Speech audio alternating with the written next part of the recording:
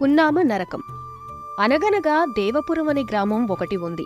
ఆ గ్రామంలో ఉత్తరం వైపున్న శ్మశానవాటికలో చక్కటి బట్టలేసుకుని పెద్దింటివాడిలా ఉన్న పెద్దమనిషి పరంధామయ్య కొన్ని కర్రలతో చితిని పేరుస్తూ, నీలీల కద శివుడా నీలీల, నీలీల కద శివుడా నీలీల, బంధాలు బాధలు నీలీలలే.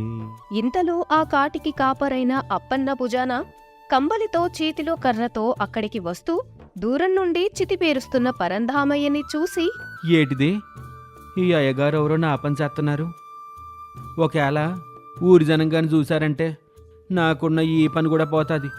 ఓ అయ్యగారు వస్తున్నానుండండా అంటూ కేకేస్తూ పరంధామయ్య దగ్గరకు వెళ్ళి, ఏటయ్యా మీకెందుకయ్యా ఈ పని?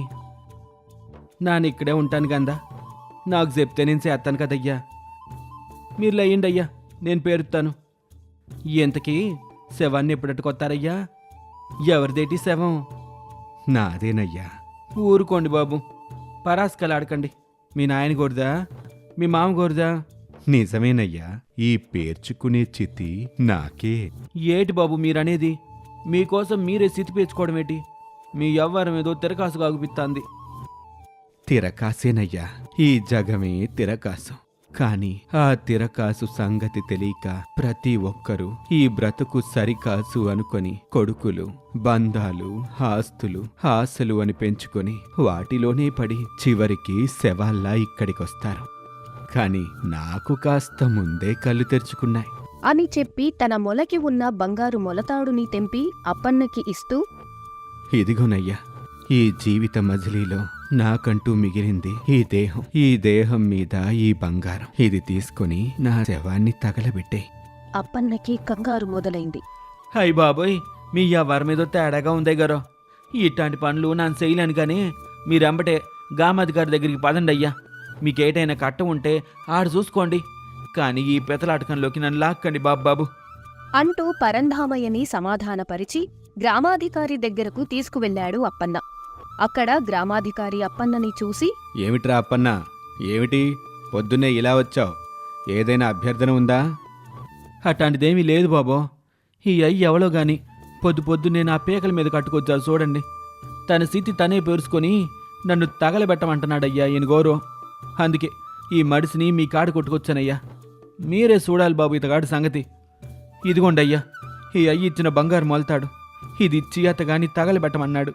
సరే, ఈయన సంగతి నేను చూస్తాలే, నువ్వెళ్ళు అనడంతో తనకి పరంధామయ్య ఇచ్చిన బంగారు మొలతాడు గ్రామాధికారికి ఇచ్చేసి అక్కడ నుండి వెళ్ళిపోయాడు అప్పన్న. ఎవరండి మీరు? ఏంటి అఘాయిత్యం? నేను ఈ ఊరికి కొత్తగా నియమించబడ్డ గ్రామాధికారిని కాబట్టి మీరెవరో నాకు తెలీదు. మీరు ఈ ఊరి వారేనా? అసలు మీకొచ్చిన బాధేంటో చెప్పండి. నా వల్లైతే తీరుస్తాను, అంతేగాని ఆత్మహత్య మహాపాపం. ఇంతకు మించిన పాపాలు నేను 4 చేశాను గ్రామాధికారి గారు. 4 కొడుకుల్ని గని వాళ్లకు పెళ్లిళ్ళు చేసి ఆస్తులు పంచడమే నేను చేసిన పాపం.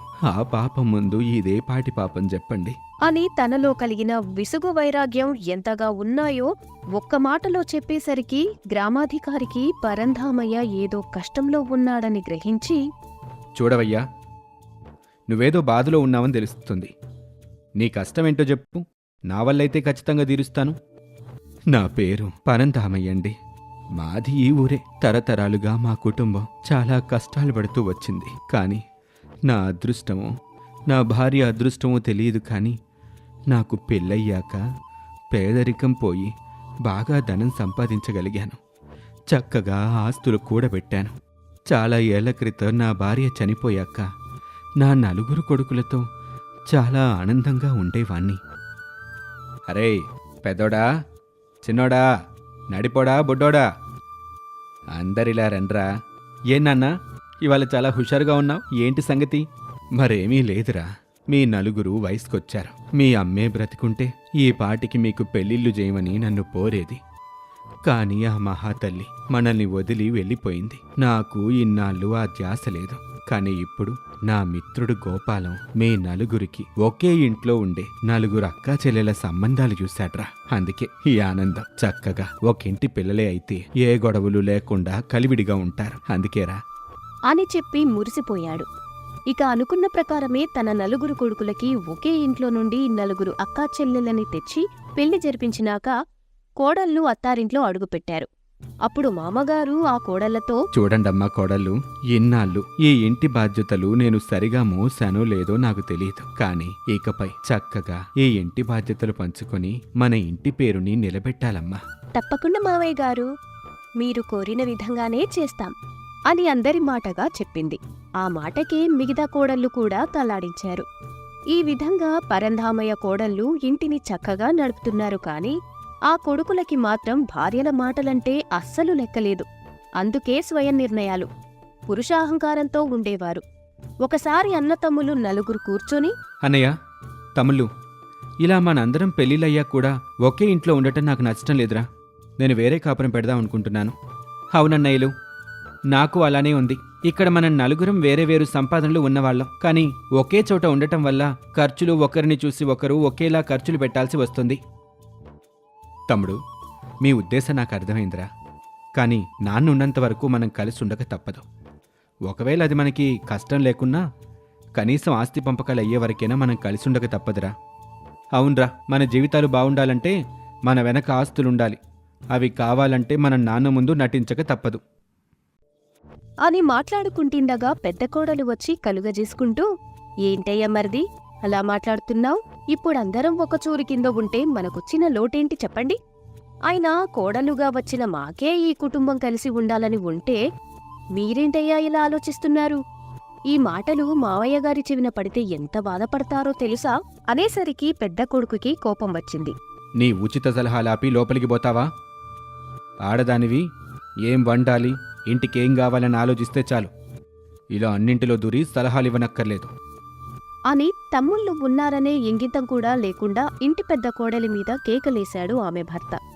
ఈ విధంగా వక్ర ఆలోచనలు చేస్తున్న భర్తలకి అది తప్పు అని భార్యలు చెప్పాలనుకున్నా వారు మాత్రం వినిపించుకునే స్థితిలో లేరు అని తన పరిస్థితిని చెప్పి ముగించిన పరంధామయ్య, అలా నేను నలుగురు కొడుకులకి ఆస్తులు పంచేంత వరకు అందరూ సఖ్యంగా ఉన్నట్టే నటించారు. ఒకనాడు ఆస్తి పంపకాలు జరిగాక ఒక్కొక్కరుగా ఇల్లు వదిలి వేరు కాపురాలు పెట్టేశారు. ఆ తర్వాత ఒక్కొక్క కొడుకు దగ్గర 3 నెలల చొప్పున ఉంటూ వచ్చాను. కాని ఈ మధ్య కావాలని ఒక్కొక్క కొడుకు ఆ యాత్రలు, ఈ పెళ్లిళ్ళు అంటూ నన్ను ఇంకో కొడుకు దగ్గర పంపాలని చూడ్డం, అది తెలిసి ఆ కొడుకు మరొకడి దగ్గరికి పొమ్మనటం, ఈ విధంగా కన్న కొడుకులకే బరువైపోయిన తండ్రినయ్యాను. రేపు నేను చచ్చినా నా శవాన్ని కూడా వాళ్ళు 4 ముక్కలు చేసి తగలబెడతారేమో అని భయానికి నా చితిని నేనే పేర్చుకుని నా చావు ఖర్చు నేనే పెట్టుకుంటున్నాను అని అనడంతో పరంధామయ్య దీనగాథ ఏంటో గ్రామాధికారికి అర్థమైంది.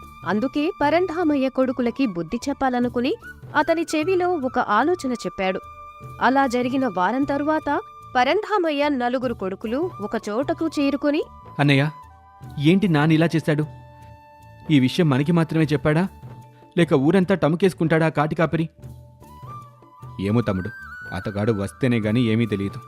ఇంతలో కాటికాపరి అప్పన్న అక్కడకు వచ్చి, మీరేనేటి బాబు ఆ పెద్దాయన పిల్లలో, ఇదిగో మీ నాయనగోరు ఓ పక్షం రోజుల ముందు నా శ్మశానానికి వచ్చి ఆయన గోరి బంగారు మొలతాడిచ్చి బతికొండగానే ఆరిని తగలెట్టమన్నారు. నా వల్ల కాదు బాబు, నా పని చేయలేనన్నాను. కాని నా పిల్లల మీద ఒట్టు పెట్టి నా చేత తలకొరువు పెట్టించుకొని చనిపోయారు బాబు. ఈ విషయం నాకు వారికే తెలిసిన ఎందుకో మనసంతా అదోలా అయిపోయి మీకు చెప్తున్నానండి. ఇదిగోండి బాబు, ఆరిచ్చిన బంగారు మొలతాడు అని చెప్పిన వెంటనే ఒక్క కొడుకు కూడా వెంకన్న మీద కోప్పడలేదు. పైగా ఆ బంగారు మొలతాడు గురించి తగులాడుకుంటున్నారు. ఇంతలో పొరుగూరు నుండి సీతాపతి అనే వ్యక్తి తన చేతిలో కొన్ని ఆస్తిపత్రాలను తీసుకొచ్చి తగువాడుకుంటున్న ఆ నలుగురి అన్నదమ్ములతో, చూడండి బాబు, ఈ ఊళ్ళో పరందామయ్య అని ఒక డబ్బున్న పెద్ద మనిషి ఉంటారు. వారిల్లెక్కడో చెప్తారా? చెప్తాం కాని ఆయనతో మీకేం పని? మీకేమైనా అప్పున్నారా? లేదండి, చాలా ఏళ్ల క్రితం నేను కష్టంలో ఉన్నానంటే ఆయన నాకో పొలం పత్రాలిచ్చి దాన్ని తాకట్టు పెట్టి నా అవసరం తీర్చుకోమన్నారు. దేవుడి దయవల్ల ఇప్పటికి నా కష్టాలన్నీ తీరిపోయాయి. అందుకే అంత ఖరీదైన ఆస్తిని ఆయనకి అప్పగిచ్చిపోదామని వచ్చాను. ఇంతలో అక్కడే ఉండి ఆ మాట విన్న కాటికాపరి కలుగజేసుకుంటూ, అయ్యో, ఎంత పనైపోనాది. ఆ బాబుగారు చనిపోనారు. ఈళ్ళే ఆయన గోరి పిల్లలు. అలా కుర్రాడి చేతిలో ఉందే అదే బాబుగారి బంగారు మొలతాడు. ఏంటి, మీ నాన్నగారు చనిపోయారా? అవునండి, చనిపోయారు. అప్పన్నా, నిన్ను వెళ్ళమని చెప్పాం కదా, మళ్ళెందుకు వచ్చావు? ఒక పంచి, ఈ బంగారు మొలతాడు తీసుకొని నువ్వెళ్ళు. వీరితో మేము మాట్లాడతాం గాని. అని అప్పన్నని బలవంతంగా పంపేశారు. అప్పుడు ఆ సీతాపతితో మాట్లాడగా అతను ఇలా అంటున్నాడు. సరే బాబు, మీ నాన్నగారు ఎలాగో లేరు. ఆయనకి తల కొరువు పెట్టిన కొడుకెవరో చెప్పండి. ఆయనకే ఈ ఆస్తిని అప్పజెప్పి పోతాను. అనేసరికి తండ్రి చావు వార్త నిజమో కాదో నిర్ధారించుకోకుండా ఆ కొత్తగా వచ్చిన ఆస్తి గురించి నేను తలకొరివి పెట్టానంటే నేను అని నలుగురు పోట్లాటకు దిగారు. చివరికి సీతాపతి తమ పంచాయతీని గ్రామాధికారి దాకా తీసుకెళ్లాడు. అప్పుడు మీ సమస్య చాలా విచిత్రంగా ఉందే. ఈ ఊరి పెద్ద మనుషుల్లో ఒకరైన పరంధామయ్య చావు వార్త ఊరికి తెలియకుండానే అంత్యక్రియలు జరిగాయా? ఇప్పుడాయన ఆస్తి ఎవరికి చెందాలని చర్చ జరుగుతుందా? చాలా బాగుందయ్యా. ఇంతకీ మీ నాన్నగారు చనిపోయిన మాట వాస్తవమే గదా?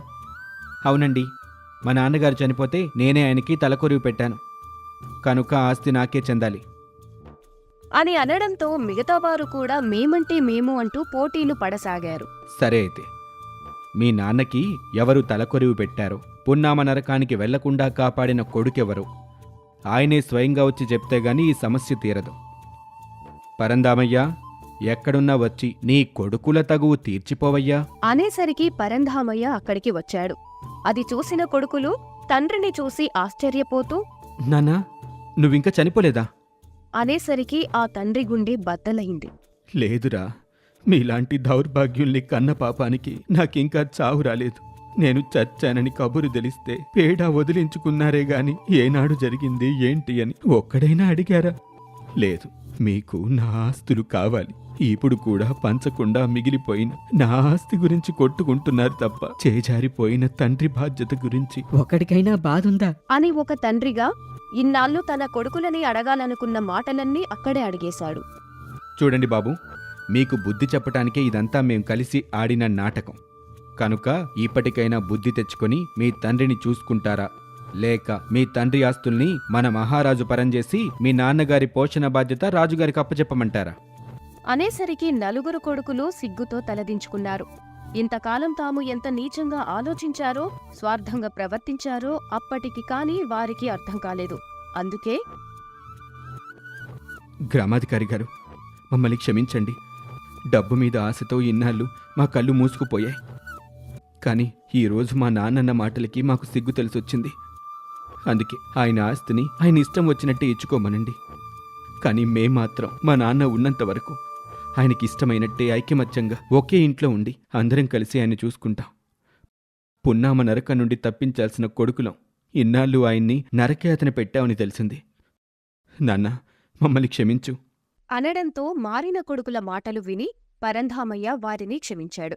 ఆ తరువాత నలుగురు కొడుకులు నలుగురు కోడళ్లతో పరంధామయ్య చాలా సంతోషంగా జీవించసాగాడు.